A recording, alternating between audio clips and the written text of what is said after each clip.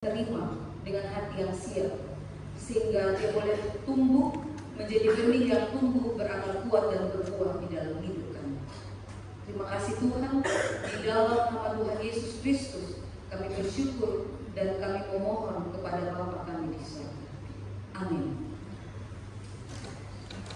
Jemaat yang dikasihi Tuhan, bacaan firman Tuhan untuk kita pada minggu ini diambil dari Injil Lukas pasal yang ke-10 ayat 1 hingga ayat yang ke-12. Injil Lukas pasal yang ke-10 ayat 1 hingga ayat yang ke-12.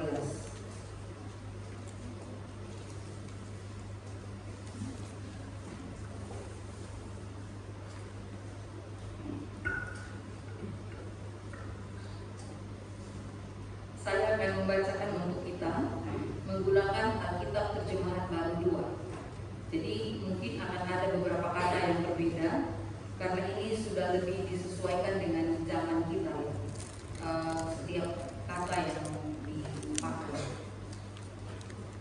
Injil Lukas pasal 10 ayat 1 hingga ayat yang ke-12. Lembaga Alkitab Indonesia memberikan judul Yesus mengutus 70 murid. Setelah itu Tuhan menunjuk 70 murid yang lain, lalu mengutus mereka berdua-dua mendahuluinya ke setiap kota dan tempat yang hendak dikunjunginya. Katanya kepada mereka, "Tuayan memang banyak, tetapi pekerja sedikit. Karena itu mintalah kepada Tuhan yang punya tuayan, supaya ia mengirimkan pekerja-pekerja untuk tuayan itu. Pergilah, sesungguhnya aku mengutus kamu seperti anak domba ke tengah-tengah serigala. Jangan membawa pundi-pundi atau kantong perbekalan atau kasut, dan janganlah memberi salam kepada siapapun selama dalam perjalanan. Kalau kamu memasuki suatu rumah, katakanlah lebih dahulu, damai sejahtera bagi rumah ini. Jikalau di situ ada orang yang cinta damai, salam damaimu itu akan tinggal kepadanya. Namun jika tidak, salam damaimu itu kembali kepadamu. Tinggallah dalam rumah itu, makan dan minumlah apa yang diberikan kepadamu, sebab seorang pekerja patut mendapat upahnya. Janganlah berpindah-pindah rumah.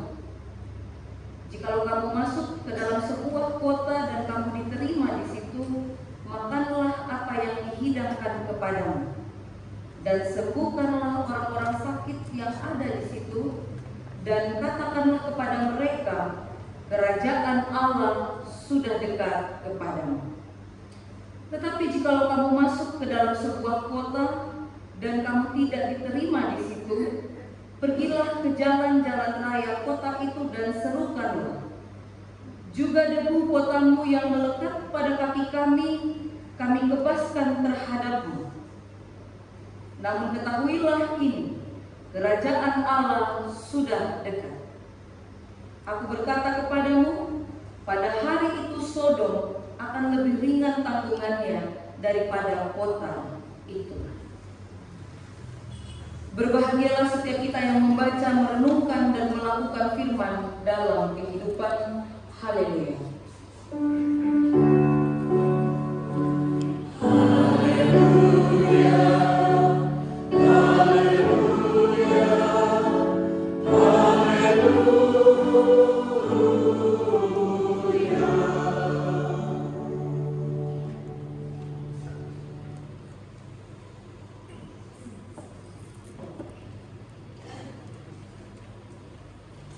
Bapak Ibu, saya ingin menyanyikan sebuah lagu.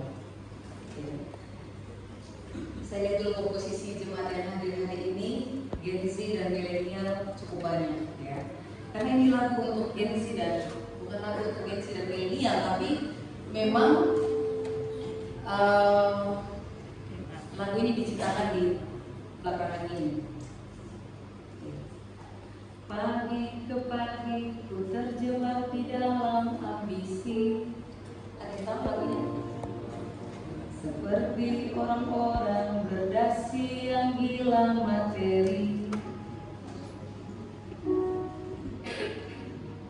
Masa bosan membukakan jalan mencari peran. Keluarlah dari zona nyaman. Sembilu yang dulu biarlah berlalu. Bekerja bersama hati. Kita ini insan bukan seekor sapi. Sembilu yang dulu biarlah membiru. Bekerja bersama hati. Bait kedua. Waktu kau baru perlahan kurakit egoku, merangkul orang-orang yang mulai sejiwa denganku. Ini gimana? Bagaimana jalan mencari teman, bergeraklah dari zona nyaman. Sembilu yang dulu biarlah berlalu. Bekerja bersama hati. Kita ini insan bukan seekor sapi. Sembilu yang dulu biarlah membiru. Bekerja bersama hati. Ada kalimat saya nggak tahu cara nyanyinya. Diam dan mati milik dia yang tak bisa berdiri. Diam dan mati milik dia yang tak bisa berdiri di kakinya sendiri. Bapak, Ibu, dan Saudara yang dikasihi Tuhan, lagu ini relevan sekali buat para pekerja yang lahir, yang tahun kelahirannya akhir tahun 80-an sampai tahun 90-an, bahkan akhir tahun 2000-an awal juga sudah bekerja sekarang ya. Lagu ini relevan kalau bisa ditangkap ya. Boleh nanti pulang mendengarkan lagu ini di YouTube.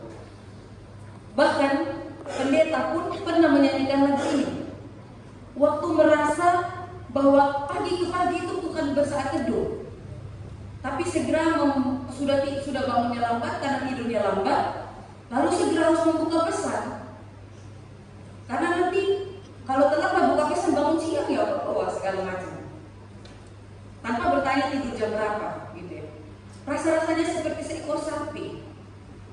Pendeta, saya merasakan itu. Saya pernah menyanyikan lagu ini, walaupun ternyata ada lagunya. Pagi ke pagi ku terjebak dalam ambisi. Karena saya juga ingin sempurna di depan anggota majelis, teman-teman saya, rekan-rekan. Jadi kalau bisa standby terus, lupa bahwa ada waktu untuk berdiam bersama Kristus sang kepala gereja ini yang tidak bisa diganggu oleh orang lain. Yang ada waktu di mana HP ini harus di silent. Yang mungkin anak-anak muda bilang me time, tapi me time bersama dengan bos di atas. Sehingga merasa kayak terjebak, gila materi, gila pengakuan, lalu bekerja seperti seekor sapi, lelah sekali karena nggak dari hati. Itu pendeta. Apalagi saya nggak tahu apa yang menjadi pergumulan dari salah satu staf Bank Indonesia yang beberapa minggu sebelum saya pelayanan di Jakarta 1 Juli, berarti 1-2 minggu sebelum itu ada karyawan Bank BI yang buang diri dari atas ya, dari helipad ya, dari tempat landasnya helikopter itu. Dia datang ke kantor mengenakan pakaiannya, kemudian dia terjun dari atas dan meninggal. Ya, kalau kita lihat banyak-banyak lagi kasus di sekitar kita. Bahkan kadang-kadang karena tekanan pekerjaan rumah tangga itu kita jual, ya kita jual untuk mendapat ketenangan di tempat kerja dengan cara semua beban yang dari tempat kerja kita lampiaskan kepada pasangan kepada anak kepada hewan peliharaan. Betapa amarah itu persuasif dan dia terus berantai gitu ya. Kita nggak sadar ketika kita bawa sampai ke dalam pintu rumah tekanan pekerjaan kita sedang mengorbankan keluarga. Kita sedang menjual mereka untuk mendapatkan hasil yang baik di tempat kerja. Mereka menjadi tempat untuk melampiaskan amarah. Makanya beberapa pendeta senior yang saya kenal, mereka katakan kalau pulang dari rapat majelis, mereka tidak langsung masuk. Mereka punya kursi di bawah pohon di depan rumah, di situ dulu. Dan saya baru tahu ternyata pendeta laki-laki menangis juga ya. Katanya beliau tuh pulang dari rapat majelis tuh nangis di situ. Dulu selesai semuanya, mungkin Bapak Ibu majelis juga begitu ya. Pendeta lebih keras banget kata-katanya, terluka hatinya, pulang gak langsung masuk. Tinggal dulu di luar, lepaskan dulu semuanya baru masuk. Dan keluarga punya hak untuk menerima yang baik dari kita.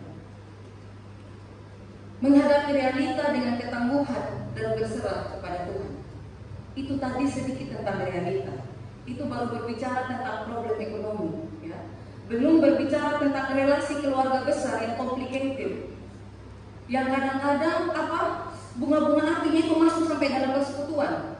Kalau kebetulan di satu tempat kerja masuk dalam satu tempat kerja, ketika tidak mampu mengatasi masalah di dalam keluarga kecil maupun keluarga besar dan seterusnya. Isu apa lagi? Ada banyak isu. Atau mungkin di dalam persekutuan ini ada yang betul-betul ingin melayani Tuhan dan ingin bertumbuh, ingin Tuhan pakai dirinya supaya dia berakar, lalu yang akan dinikmati oleh orang di persekutuan ini adalah buah. Tapi ada juga orang yang memberi dirinya untuk menjadi aktivis. Dia hanya aktif tanpa pernah berkenalan langsung dengan bos, tanpa pernah tahu bos perusahaan dan visi-misinya apa. Saya penting aku digaji di sini, ya. Menjadi aktivis gereja. Nah, nanti akan terjadi gesekan antara orang-orang yang betul dipanggil dan terpanggil dan memberi diri melayani dengan yang dengan datang ke gereja hanya untuk menjadi aktivis. Itu pasti terjadi gesekan karena ada perbedaan kepentingan. Itu juga buat tekanan. Itu juga menambah tekanan, gitu ya. Itu juga realita. Itu satu bagian dari realita. Bapak Ibu dan Saudara yang dikasihi Tuhan, mari kita lihat bacaan firman Tuhan pada hari ini. Di ayat yang pertama dikatakan kepada 70 murid.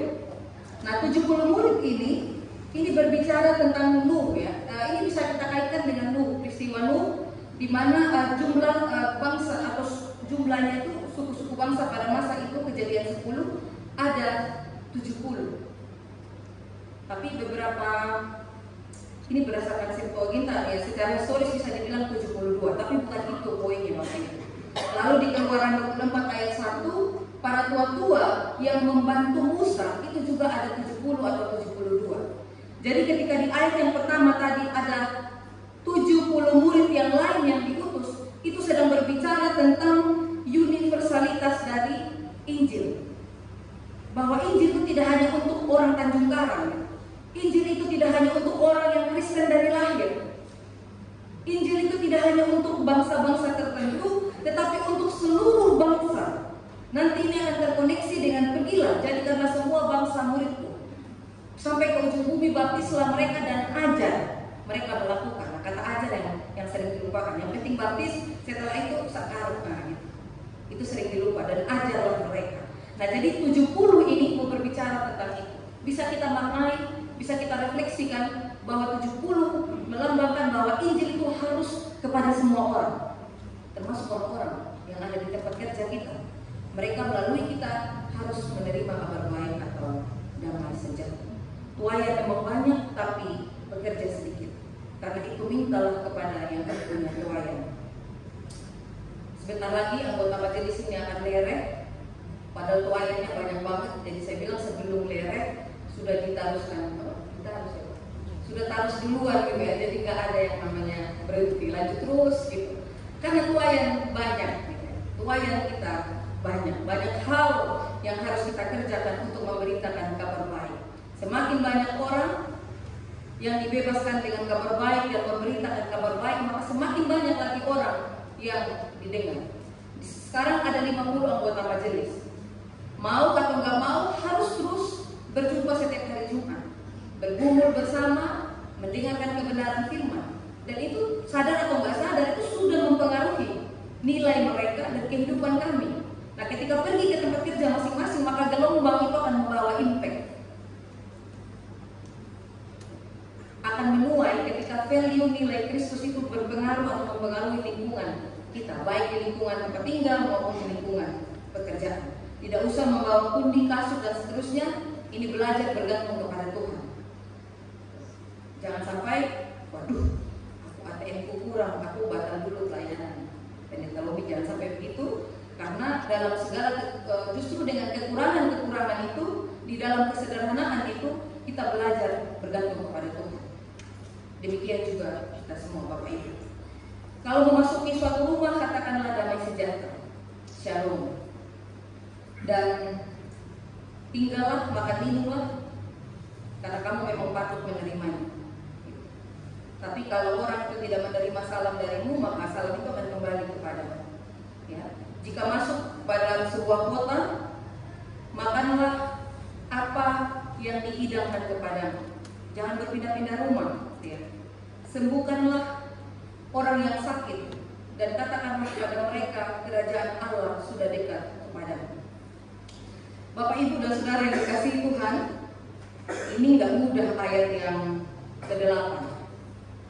Dan jikalau kamu masuk ke dalam sebuah kota dan kamu diterima di situ, makanlah apa yang dihidangkan kepadamu. Pertanyaannya, ya, kalau Bapak Ibu masuk di Manado, lalu yang dihidangkan tikus, Bapak Ibu mau makan nggak?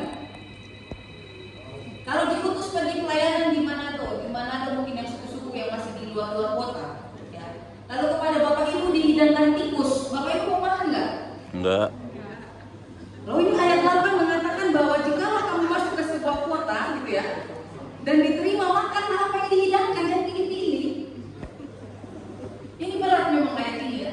Kalau kita pergi ke sana, kalau dihidangkan kepada kita tikus, kita harus makan tikus itu. Seperti itu? Enggak. Apalagi yang ekstrim di Indonesia, ya, makanannya. Ya? Paku. Nah, sayur paku. Kalau waktu itu NTT, paku tuh dimakan mentah, dibikin lawar gitu. Makan paku gitu ya. Bapak Ibu NTT disuruh makan paku, mau nggak? Lo enak itu. Ambil, cuci, langsung pakai bawang sama cabai, makan mentah kayak gitu. Mau nggak Bapak Ibu disuruh makan paku? Tidak. Sayur Pakis paku. itu ya. Paku itu sayur pakis ya Bu. Yang ada di tepi-tepi sungai itu. Apalagi yang ekstrim di Indonesia ya makanannya. Hah? Kelinci. Kapal selam ya? Kelinci. Kapal selam. Model dimakan semua di Palembang. Manusia paling berani di Indonesia. Kapal selam dimakan, model dimakan. Jadi kalau merasa diri indah dan cantik jangan ke sana. Dimakan ya. Gitu. Jadi kemanapun kamu pergi kamu harus makan. Apa yang disuguhkan kepadamu, makanlah itu. Itu di ayat yang ke-48, gitu ya. Jadi jangan pilih-pilih. Itu yang saya alami dari Sumba. Di Sumba gula itu hanya untuk dessert gitu ya, makanan penutup gula. Tapi di tengah-tengah lingkungan orang Jawa, gula itu untuk makanan utama. Apapun pakai gula. Sambal juga pakai gula Bu Asih. Iya. Tapi makanlah yang dihidangkan kepadamu. Makanlah gitu ya. Sembuhkanlah orang yang sakit dan katakanlah kepada mereka, kerajaan Allah sudah dekat. Jadi Bapak Ibu, teks yang kita baca ini itu ada di antara 3 pemberitaan tentang penderitaan. Jadi pemberitaan yang pertama, lalu pemberitaan yang kedua. Yang pertama ada di ayat 9, pasal 9. Yesus memberitakan bahwa dia akan menderita dan ditolak oleh ahli Taurat dan semuanya. Kemudian pemberitaan yang kedua juga di pasal yang ke-9. Dia mengatakan bahwa anak manusia akan diserahkan ke dalam tangan manusia yang akan membunuhnya. Lalu setelah itu masuk pada bagian yang kita baca pada saat ini. Jadi memang Yesus sedang mempersiapkan para murid. Ini perjalanan menuju Yerusalem, perjalanan menuju salib. Nah dalam perjalanan ini Yesus sedang mempersiapkan mereka. Yesus memanggil mereka, Yesus mengutus mereka, kemudian mengutus lagi 70 murid. Gitu. Jadi jalan menuju kepada salib itu Yesus mempersiapkan mereka. Tidak hanya mempersiapkan dengan pengetahuan, tetapi juga dengan pengalaman, tetapi juga dengan kuasa. Makanya di ayat yang ke-9 dikatakan sembuhkanlah. Ini kalau kita lihat di HP warnanya merah, berarti itu adalah ungkapan langsung Tuhan Yesus yang dikutip oleh penulis kita. Kalau dikatakan sembuhkanlah, berarti ketika kita disuruh menyembuhkan orang, kepada kita yang diutus itu telah diberi kuasa. Jadi perjalanan menuju Yerusalem, perjalanan menuju salib ini, para murid itu dipersiapkan dan diberi kuasa. Bahkan dalam cerita-cerita selanjutnya kita lihat tidak hanya menyembuhkan orang sakit, tapi mereka juga bisa eksorsisme atau mengusir roh jahat. Dan katakanlah kepada orang bahwa kerajaan Allah sudah dekat. Ada beberapa terjemahan mencoba menerjemahkan, mereka melihat bahwa kayaknya sudah dekat itu nggak pas, tapi lebih pas bilang telah datang. Nah, kenapa seperti itu, Bapak Ibu? Kerajaan Allah itu apa sih? Apa kerajaan Allah itu?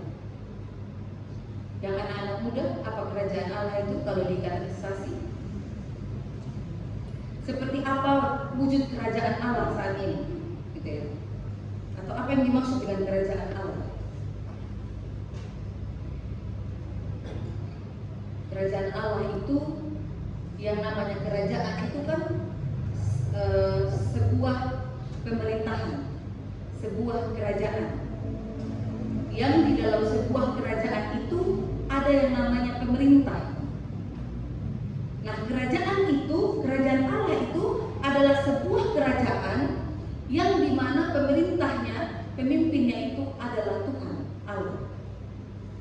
Dan orang-orang di dalam kerajaan itu mereka akan taat kepada perintah Allah. Itu kerajaan Allah. Jadi bisa nggak kerajaan Allah hadir saat ini, sekarang ini? Menurut Bapak Ibu? Bisa. Asal saat ini yang sedang memerintah kehendak kita adalah Allah, adalah kehendak Allah. Asal saat ini yang sedang menjadi pemimpin tertinggi dalam rumah tangga kita adalah Allah. Asal saat ini di dalam panggilan pekerjaan kita yang memerintah kita dalam setiap tindak tanduk kita di tempat kerja, mengintegrasikan firman ini dengan pekerjaan kita adalah Allah. Maka pada saat itu kerajaan Allah sudah datang. Karena kalau Allah yang memerintah atas kita, pasti kita selaras dengan Allah. Pasti kita selaras dalam pengambilan keputusan. Bahkan di dalam permintaan di dalam doa kita pun pasti kita selaras. Karena kita diperintah oleh Allah dan kita taat. Jadi apapun yang kita lakukan itu adalah perintah Allah. Kemarin malam minggu di Bukit Randu, ya, asik banget tempatnya. Di sana ada anak jemaat yang sedang berbahagia, ya, Okiore dan Adri bertunangan di sana. Lalu kita di sana kami renungkan tentang pokok anggur, gitu ya. Ada ayat yang mengatakan apa saja yang kamu minta akan diberikan. Nah, kadang-kadang ini diterjemahkan, oh kalau berarti ayat itu berbicara tentang cek kosong ini ya. Jadi pokoknya doa itu seperti cek kosong, pokoknya isi aja nanti Tuhan kasih kehendakmu semuanya. Ternyata nggak seperti itu. Supaya doa itu bisa terjawab, maka ranting ini harus melekat pada pohon. Jadi pohon siri ya berbuah siri, bukan berbuah semangka. Begitu. Nah, kalau ini pohon dan ini ranting, maka pasti apa yang, kalau ini adalah pohon mangga, pasti buahnya yang dihasilkan di ranting-ranting ini pasti buah mangga. Pasti selaras. Nah, yang disebutkan dengan doa yang dijawab itu, karena doa itu sendiri itu sudah dipengaruhi oleh pemerintah itu tadi. Jadi kalau sudah selaras, kalau sudah diperintah oleh Tuhan, bahkan rumusan doa kita pun itu pasti sesuai dengan kehendaknya. Orang kita melekat, orang kita tinggal di dalamnya, gitu. Itu pemerintahan Allah. Jadi wajar kalau kita merasa, aduh, keluarga saya masih panas, ya, masih panas atau masih dingin, gitu, nggak hangat, gitu. Nah, cek siapa yang memerintah dalam keluarga itu, Allah kah atau ego kita? Ya, kenapa harus begitu? Ya, ada masalahnya. Masalahnya kalau sampai tahun 2025 hari ini tanggal 6 Juli, kami para pelayan, Bapak Ibu yang dilayani, kalau terus ibadah minggu hanya terus menjadi rutinitas, firman ini habis disampaikan pulang dilupakan, maka ada konsekuensi. Allah yang kasih itu dia juga adil. Ada konsekuensinya Bapak Ibu. Kepada orang yang tidak mau mendengarkan firman itu, tidak akan ada pembalasan.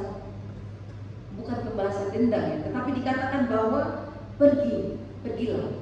Firman Tuhan itu terlalu mahal untuk dipaksa-paksa kepada orang yang dengan sengaja memilih untuk mengeraskan hati. Kepada orang yang demikian, kebaskanlah debu, bahkan debu misalnya saya masuk di rumahnya siapa ya? Saya masuk di rumah seseorang itu lalu menolak Injil, bahkan debu dalam rumah orang itu pun harus dikebaskan. Dia kita lepaskan sama sekali. Terima kasih, kalau tidak mau menerima kabar baik ini, saya akan berpindah membawa misi yang berharga ini, yaitu kabar baik ini ke tempat lain. Bahkan debu di kakimu juga kamu lepaskan. Dan ketahuilah, diingatkan kembali bahwa kerajaan Allah sudah dekat. Dan Bapak Ibu dan Saudara, ayat yang ke-12, pada hari itu ketika mereka menolak pemberitaan itu, maka Sodom akan lebih ringan tanggungannya daripada kota itu. Tadi saya tarik kepada konteks kita hari ini, tapi kalau kita gali, pada waktu itu memang gak main-main ya. Misalnya yang dialami oleh Rasul Paulus dan Barnabas, mereka pergi memberitakan Injil, tetapi orang-orang Yahudi itu menghasut para pemimpin dan para perempuan yang tertinggi di dalam kota.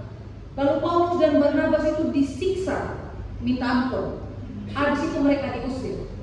Nah, Paulus dan rekan pelayanannya ini, mereka melakukan itu. Mereka membebaskan debu dari kakinya dan mereka pergi. Dan itu menandakan bahwa di situ kabar baik itu ditolak. Dan orang kota itu telah memutuskan untuk menolak kabar baik tentang Yesus Kristus. Nah, untuk yang seperti itu nasibnya buruk gitu ya. Mereka akan lebih buruk dari Sodom dan Gomora. Menolak kabar baik lebih buruk dari, kalau kita terbiasa sekali menerjemahkan Sodom dan Gomora itu dosa seksual ya, oke, salah satu di dalamnya, itu akan lebih buruk hukumannya. Kita membaca bahwa Sodom dan Gomora itu ditunggang balikan. Nah, untuk orang-orang yang ketika Injil datang malah menyiksa orang yang memberitakan Injil, untuk orang-orang yang seperti ini, Sodom dan Gomora lebih ringan tanggungannya. Bapak Ibu, mengenai teks ini, ada satu gereja yang pernah menolak seorang calon pendeta. Kemudian calon pendeta itu buat status yang dari Lukas 10 ayatnya yang ke-11. Debu di kotamu yang melekat pada kakiku aku bersihkan, ketahuilah kerajaan Allah sudah dekat. Nah, dia sudah pulang ke kampung halamannya, jemaat baca status itu. Wah, hampir pecah jemaat itu. Karena orang-orang yang kemarin bilang ini udah pas calon pendeta ini, kenapa ditolak? Merasa orang-orang yang menolak itu salah. Kamu sudah menolak hamba Tuhan. Saya nggak tahu konteksnya seperti apa, tapi saya mendengar cerita ini di sinode gitu ya. Siapa yang benar dalam peristiwa itu tidak tahu, tetapi ternyata jemaat GKSBS itu tahu betul maksud dari juga debu yang melekat pada kakimu itu, mereka tahu betul maksudnya. Maksudnya bahwa orang yang dikebaskan debu kaki itu pasti adalah orang yang bersalah, pasti adalah orang yang menerima kabar baik. Nah, ketika calon pendeta itu membuat status itu, berarti status jemaat yang menolak dia, itu mereka berada dalam status yang salah di hadapan Tuhan. Mereka adalah orang yang menolak Injil. Jadi mereka kacau banget. Jadi kalau tahu betul setiap ayat dalam perikop yang kita baca ini ternyata nggak mudah Bapak Ibu. Bahkan pernah ada gereja yang hampir pecah di dalamnya. Nah, di dalam tema menghadapi realita dengan ketangguhan dan berserah kepada Tuhan, lihat para murid Yesus pun mereka disiksa dan mereka diusir dalam pelayanan mereka. Karena itu memang orang-orang Kristen, dan teks ini sekali lagi disampaikan ketika Yesus sedang berjalan menuju ke sana. Jadi para murid dipersiapkan untuk menghadapi realita dengan ketangguhan. Karena kalau nggak tangguh, kita akan memilih jalan-jalan pintas. Kalau nggak tangguh, kita tidak kreatif, lalu kita akan mencuri apa yang bukan punya kita. Ketika kita ada di lingkungan pekerjaan, di lingkungan pendidikan, kita plagiat misalnya atau apapun. Ketika kita tidak tangguh, maka kita tidak akan kreatif menghadapi hidup, lalu kita memilih jalan-jalan yang salah. Dan kita kalah dengan realita kehidupan kita. Karena itu, Biarkanlah kehidupan kita dipimpin oleh Allah dan kerajaan Allah itu menjadi besar di dalam kehidupan kita, sehingga kita mampu menghadapi realita kehidupan kita dengan tangguh. Amin untuk firman Tuhan saat ini untuk kita.